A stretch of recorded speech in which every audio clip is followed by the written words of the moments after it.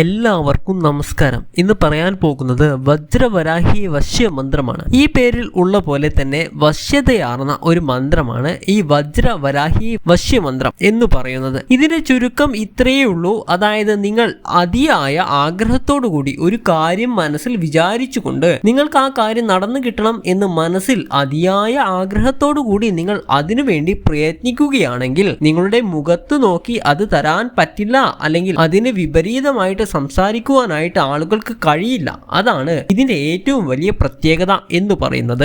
അതിനൊരു ഉദാഹരണമായിട്ട് പറയുകയാണെങ്കിൽ, നിങ്ങൾ ഒരു ഇന്റർവ്യൂ അറ്റൻഡ് ചെയ്യുകയാണെന്നിരിക്കട്ടെ. അങ്ങനെയുള്ള ആ സമയത്ത് നിങ്ങൾ ഇപ്പോൾ ഒരു കമ്പനിയിൽ ഇന്റർവ്യൂ ചെയ്യുമ്പോഴും ഒരാൾ നിങ്ങളെ ഇന്റർവ്യൂ ചെയ്യുകയാണെങ്കിൽ ഒരു ജോലിക്ക് വേണ്ടിയിട്ട് അയാൾക്ക് നിങ്ങളുടെ മുഖത്ത് നോക്കി ഈ ജോലി നിങ്ങൾക്ക് തരാൻ സാധിക്കില്ല എന്ന് പറയാൻ പറ്റില്ല.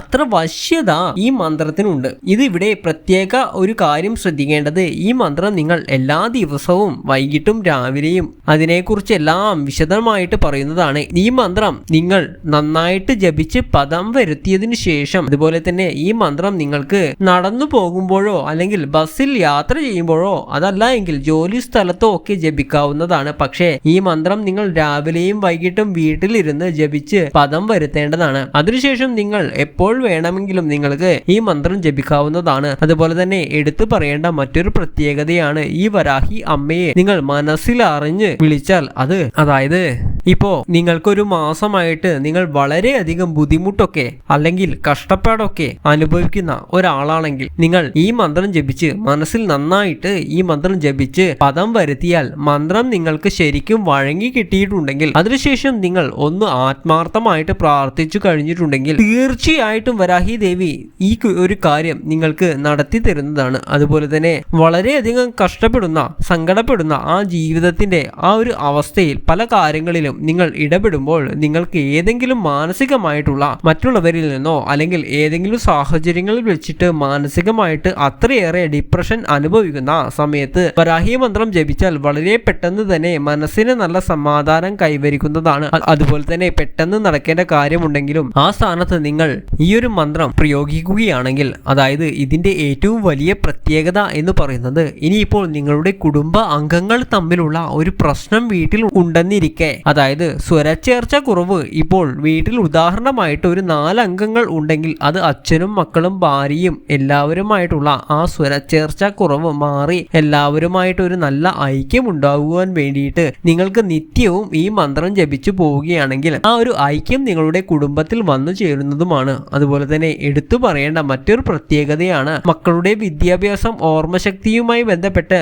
കാര്യങ്ങൾ പറയുകയാണെങ്കിൽ, അതായത് പരീക്ഷയോടൊക്കെ അടുക്കുന്ന സമയമാണെങ്കിൽ ഈ മന്ത്രം വളരെയധികം പ്രയോജനം തരുന്നതാണ്. എങ്ങനെയാണ് കാണാൻ സാധിച്ചിട്ടുള്ളത്, അതായത് ആളുകളിൽ നിന്ന് കിട്ടിയിട്ടുള്ള ഡാറ്റ അനുസരിച്ച് നോക്കുകയാണെങ്കിൽ ഈ മന്ത്രം പരീക്ഷ അടുക്കുന്ന സമയത്ത് വളരെയധികം കുട്ടികൾക്ക് ഹെൽപ്പ് ചെയ്യുന്നുണ്ട്. ഇത് കുട്ടികൾക്കും ജപിക്കാവുന്നതാണ്, അല്ലെങ്കിൽ കുട്ടികൾക്ക് വേണ്ടിയിട്ട് അമ്മമാർക്കും ജപിക്കാവുന്നതാണ്. വളരെയധികം ഫലം നിങ്ങളുടെ മക്കൾക്ക് ഇതുകൊണ്ട് കിട്ടുന്നതാണ്. അതായത് നിങ്ങൾ നിങ്ങളുടെ മക്കൾക്ക് വേണ്ടിയിട്ട് ഓർമ്മശക്തി ലഭിക്കണം എന്ന് ദേവിയോട് പ്രാർത്ഥിച്ചാൽ നല്ല ഓർമ്മശക്തി ദേവി മക്കൾക്ക് തരുന്നതാണ്. അതുപോലെ തന്നെ ഉന്നത വിദ്യാഭ്യാസത്തിൽ ഇരിക്കുന്ന മക്കൾ നിങ്ങൾക്കുണ്ടെങ്കിൽ അവർക്ക് പരീക്ഷാ വിജയത്തിന് വേണ്ടിയിട്ട് അല്ലെങ്കിൽ അവർ ഒരു കര പറ്റുവാൻ വേണ്ടിയിട്ട് നിങ്ങൾക്ക് ആത്മാർത്ഥമായിട്ട് ദേവിയെ ജപിച്ചാൽ തീർച്ചയായിട്ടും അവർക്ക് നല്ലൊരു പദവിയിലുള്ള ഒരു ജോലി അധികം കാലതാമസം കൂടാതെ തന്നെ വന്നു ചേരുന്നതുമാണ്. അതുപോലെ തന്നെ ഏറ്റവും വലിയൊരു അനുഗ്രഹം, ഈ മന്ത്രത്തിന്റെ ഏറ്റവും വലിയൊരു അനുഗ്രഹം എന്ന് പറയുന്നത്, കഠിനമായിട്ടുള്ള രോഗപീഠകൾ, അതായത്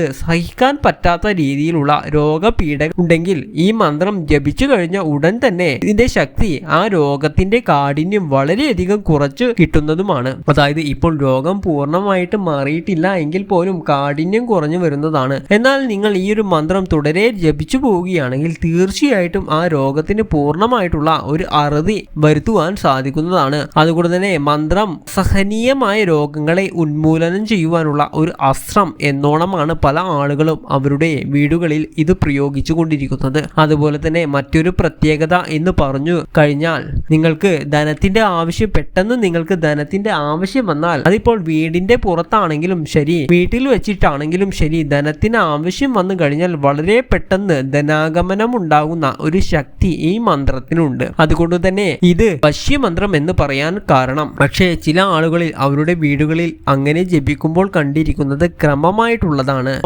അതായത് ആദ്യത്തെ ചില ആഴ്ചകളിൽ വലിയ വ്യത്യാസങ്ങളൊന്നും കണ്ടിട്ടില്ലെങ്കിൽ പോലും പിന്നീടുള്ള മാസങ്ങളിൽ വലിയ അളവിൽ ആ വീട്ടിലേക്ക് ധനം വന്നു കയറുന്നതാണ്. അതായത് ധനം പല രീതിയിൽ പല സോഴ്സിൽ നിന്നാണ് വീട്ടിലേക്ക് കയറി ആകർഷിക്കപ്പെടുന്നത്. ഈ പറഞ്ഞത് വീടിന്റെ അകത്താണെങ്കിൽ, ഇനിയിപ്പോൾ വീടിന്റെ പുറത്താണെങ്കിൽ നിങ്ങൾ നിൽക്കുന്നത് എന്നുണ്ടെങ്കിൽ, അങ്ങനെ ഒരു അവസ്ഥയിൽ നിങ്ങൾക്ക് പെട്ടെന്നുള്ള ഒരു ധനത്തിന്റെ ആവശ്യം വന്നു കഴിഞ്ഞിട്ടുണ്ടെങ്കിൽ നിങ്ങൾക്ക് ഒരു പരിചയവുമില്ലാത്ത ആളുകൾ പോലും ഈ ഒരു മന്ത്രം മനസ്സിൽ ജപിച്ചുകൊണ്ട് നിങ്ങൾക്ക് അവരോട് ഒരു ചെറിയ തുക കടം ചോദിച്ചു കഴിഞ്ഞാൽ പോലും നിങ്ങളോട് യാതൊരു കാരണവശാലും തരാൻ പറ്റില്ല എന്നൊരു വാക്ക് അവർക്ക് പറയാൻ സാധിക്കില്ല. അതായത് ഈ മന്ത്രത്തിന്റെ വശ്യത എന്ന് പറയുന്നത് നിങ്ങളെ സഹായിക്കുവാനായിട്ട്, നിങ്ങളെ ഒന്ന് രക്ഷിക്കുവാനായിട്ട് അവരുടെ മനസ്സിൽ ഒരു ഉൾപ്രേരണ അല്ലെങ്കിൽ ഒരു പ്രചോദനം ദേവിക്ക് അവർക്ക് കൊടുക്കുന്നതാണ്. അങ്ങനെയുള്ള ഒരു അവസ്ഥയിൽ ഒരു സഹായ ഹസ്തം നിങ്ങൾക്ക് അങ്ങനെ മറ്റുള്ളവരിൽ നിന്നും നേടിയെടുക്കുവാൻ സാധിക്കുന്നതാണ്. അതല്ലെങ്കിൽ ഈ മന്ത്രത്തിന്റെ അത്ഭുത ശക്തിയിൽ നിന്ന് കിട്ടുന്നതാണ്.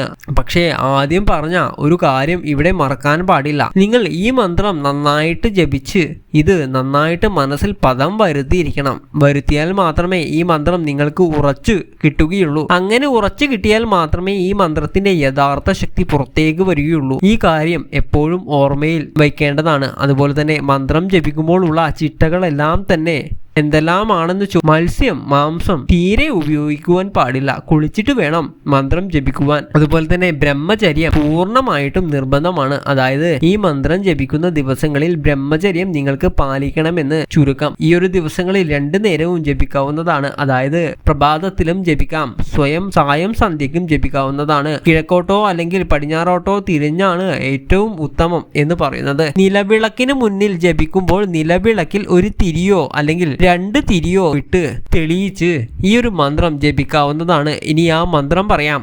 ഓം ശ്രീം ഭൂതേ വജ്രവരാഹി ദണ്ഡനാഥ സ്വരൂപിണീം ഹൂം സ്വാഹ. ഇതാണ് മന്ത്രം. ഒരു ഇരിപ്പിൽ തന്നെ 108 തവണ ജപിക്കാവുന്നതാണ്. കുറഞ്ഞത് 21 ദിവസമെങ്കിലും നിങ്ങൾ അടുപ്പിച്ച് ജപിക്കുവാൻ ശ്രമിക്കുക. ഈ ഒരു പക്ഷേ തിരക്ക് മൂലം നിങ്ങൾക്ക് അതിന് സാധിച്ചിട്ടില്ല, 9 ദിവസമെങ്കിലും ജപിക്കാതിരിക്കരുത്. അങ്ങനെയാണെങ്കിൽ മാത്രമേ ഈ മന്ത്രം ജപിക്കുവാൻ പാടുള്ളൂ. അതുപോലെ തന്നെ മറ്റ് ലിമിറ്റേഷൻസ് ഒന്നുമില്ല. നിങ്ങൾക്ക് മാസങ്ങളോളം അല്ലെങ്കിൽ വർഷങ്ങളോളം ഈ മന്ത്രം ജപിച്ചു പോകാവുന്ന. പിന്നെ ഈ മന്ത്രം ഒഴിവാക്കേണ്ട ദിവസങ്ങളിൽ എന്ന് പറയുമ്പോൾ ആർത്തവ ദിവസങ്ങളും അതുപോലെ തന്നെ പുലവാലായ്മ ഉള്ള ദിവസങ്ങളും മാത്രം ഈ മന്ത്രം ഒഴിവാക്കിയാൽ മതി. ബാക്കിയുള്ള എല്ലാ ദിവസങ്ങളിലും ജപിക്കാവുന്നതാണ്. ആദ്യം പറഞ്ഞ പോലെ ഒരു തുണ്ട് പേപ്പറിൽ നിങ്ങൾ ഈ മന്ത്രം എഴുതി പോക്കറ്റിലിട്ട് നടന്നു പോകുമ്പോൾ ജപിക്കാവുന്നതാണ്. ജോലി ചെയ്യുമ്പോൾ ജപിക്കാവുന്നതാണ്. അങ്ങനെയെല്ലാം ജപിക്കാൻ പറ്റിയ ഒരു മന്ത്രമാണ്. പക്ഷേ എല്ലാ ദിവസവും പറ്റുമെങ്കിൽ രാവിലെയും വൈകിട്ടും, ഇല്ലെങ്കിൽ രാവിലെ മാത്രമോ അല്ലെങ്കിൽ വൈകിട്ട് മാത്രമോ നിങ്ങൾ ഈ മന്ത്രം ജപിച്ച് പദം വരുത്തേണ്ടതാണ്. അങ്ങനെ ജപിച്ച് പദം വരുത്തിയാൽ മാത്രമേ ഈ മന്ത്രത്തിന്റെ ശക്തി പുറത്തേക്ക് വരികയുള്ളൂ. ഇത്രയും കാര്യങ്ങളാണ് ഇതിൽ പറയാൻ ഞാൻ ഉദ്ദേശിച്ചത്. നിങ്ങൾക്ക് മറ്റെന്തെങ്കിലും സംശയമൊക്കെ ഉണ്ടെങ്കിൽ കമന്റ് ആയിട്ട് അറിയിക്കുക. മാത്രമല്ല എന്റെ സന്ധ്യാപ്രാർത്ഥനയിൽ ഞാൻ നിങ്ങൾക്ക് വേണ്ടിയും പ്രാർത്ഥിക്കുന്നതാണ്. അതിനായിട്ട് നിങ്ങളുടെ ജന്മനക്ഷത്രവും നിങ്ങളുടെ പേരും ഒന്ന് കമന്റ് ആയിട്ട് അറിയിക്കണേ. അപ്പോൾ എന്റെ സന്ധ്യാപ്രാർത്ഥനയിൽ ഞാൻ നിങ്ങൾക്ക് വേണ്ടിയും പ്രാർത്ഥിക്കുന്നതാണ്. അപ്പോൾ എല്ലാവരെയും ജഗദീശ്വരൻ അനുഗ്രഹിക്കട്ടെ. ഓം നമഃ ശിവായ.